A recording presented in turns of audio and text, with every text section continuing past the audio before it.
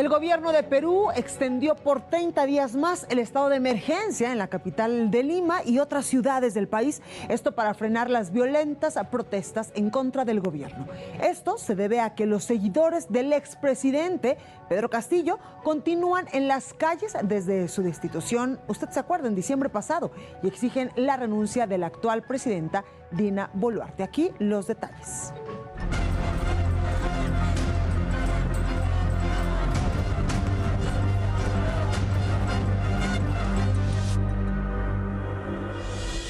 La crisis política en Perú no es nueva.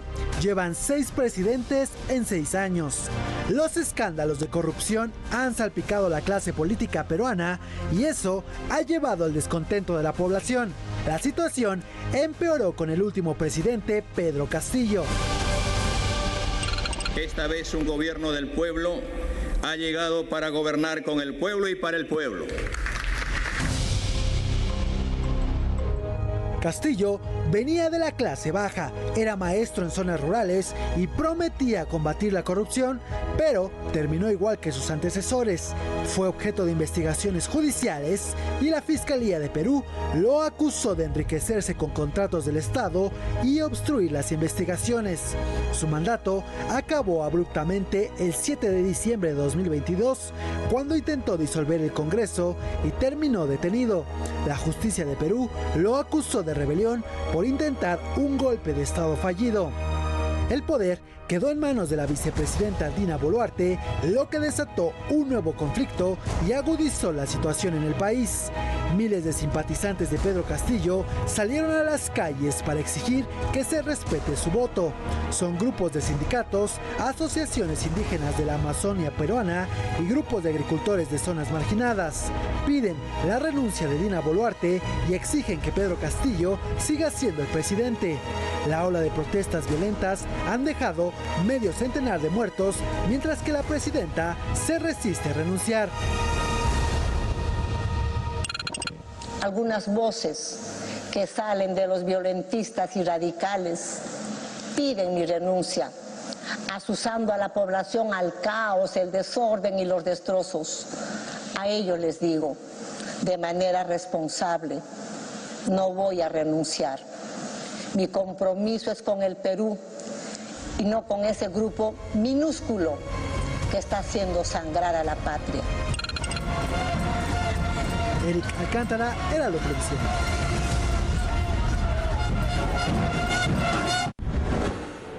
Justamente para hablar de la situación en Perú, saludo con mucho gusto al maestro Rubén Ruiz, director del Centro de Investigaciones sobre América Latina y el Caribe de la máxima casa de estudios de la UNAM. Maestro, buenas noches, ¿cómo está? Hola, muy bien, muchas gracias, Blanca. Gracias por esta comunicación, maestro. Cuéntanos qué pasa en el Perú. Son 6 años, 6 presidentes. Parece que la crisis política ya tiene mucho tiempo y va a continuar.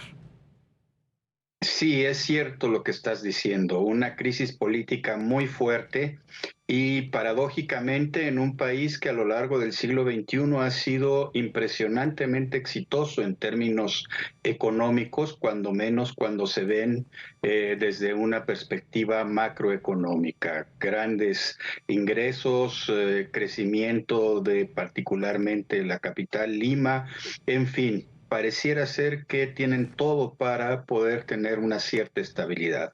Aquí hay varios fantasmas que están marcando, digámoslo de alguna manera, la vida política de ese país. En primer lugar, la sombra de Alberto Fujimori, que es para muchos de los peruanos un dictador, alguien que realmente logró dar un autogolpe de Estado, cancelar las instituciones políticas y plantear una nueva etapa en la vida política, lo cual desembocó en la escritura de la Constitución que actualmente es vigente en ese país.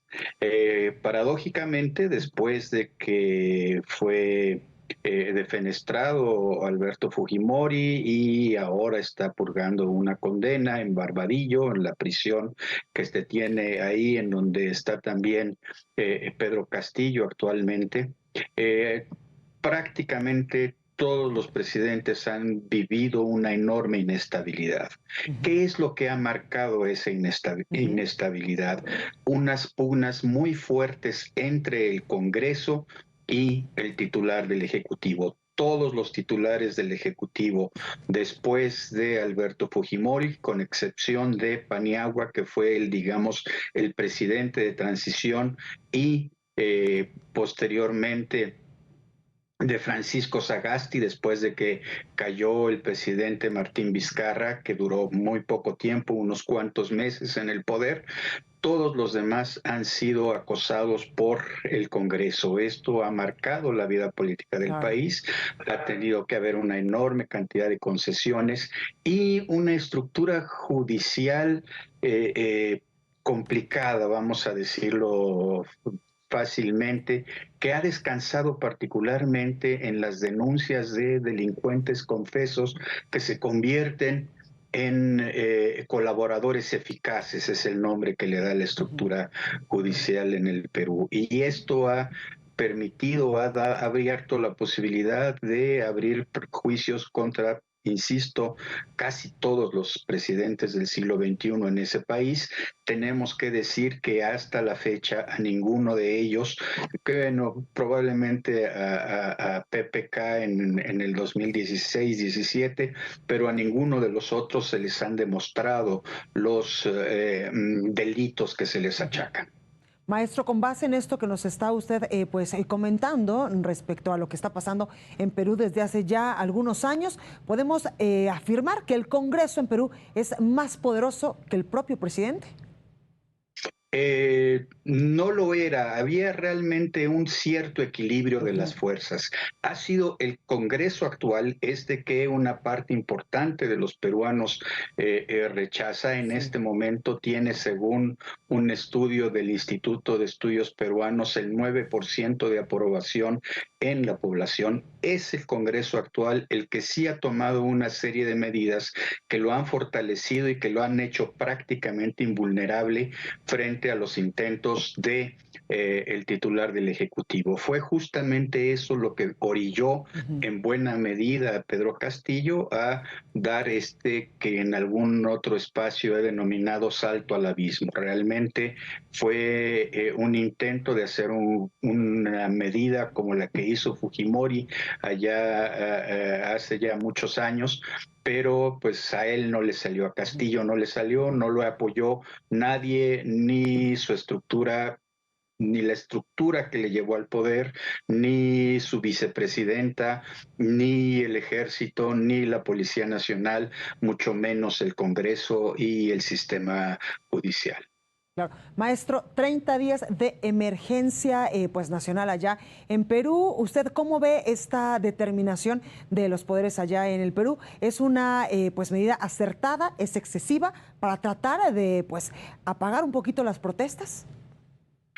Mira, yo no me atrevería a calificarla de acertada o errónea. Sí tendría yo que decir que esto lo que está mostrando es un endurecimiento por parte del Ejecutivo, de la presidenta Dina Boluarte, el grupo que está alrededor de ella. El primer ministro ha hecho una serie de declaraciones realmente muy, muy fuertes, muy impactantes, y cada vez más el recurso, por una parte, a las estructuras represivas, la Policía Nacional, y por otra parte al ejército. Se están utilizando las dos, ramas del ejercicio de la fuerza, pero sobre todo, y lo más preocupante tal vez sea la utilización de las mentiras y eso que se ha puesto de moda en los últimos años, que se denomina noticias falsas o noticias engañosas, el decir mentiras, el decir medias verdades que marcan de alguna manera la vida pública. En el caso actual en el Perú, por ejemplo, a estos movimientos que son realmente movimientos sociales que están creciendo, que se están fortaleciendo con la incorporación de nuevos sectores sociales como organizaciones de trabajadores, se les está descalificando por una parte diciendo que son resabios del terrorismo de Sendero Luminoso que asoló a ese país a finales del siglo XX. Se está diciendo que están siendo asusados, alentados por Evo Morales y sus gentes desde Bolivia que están importando armas y balas para luchar en contra de los organismos del ejército y de la Policía Nacional. En fin, se están haciendo digámoslo de alguna manera, se está polarizando realmente de una manera impresionante. El Congreso está tomando medidas cada vez más claras para fortalecerse y quedarse en el poder, a pesar de que uno de los grandes reclamos es que dejen el poder, que se vayan todos. Eso es algo muy impresionante. Según las últimas encuestas, aproximadamente la mitad de los peruanos, el 50% de los peruanos, se ve reflejado en estos movimientos que se están dando fundamentalmente en las zonas rurales y en especial en la zona del sur del país. Claro, pues ahí lo tenemos, maestro Rubén Ruiz, directora del Centro de Investigaciones sobre América Latina y el Caribe de la UNAM. Muchas gracias. Al contrario, Blanca, es un gusto estar con ustedes y con tu público. Gracias. Bueno, pues ahí lo que pasa en el Perú en estos momentos con esta crisis política y también democrática.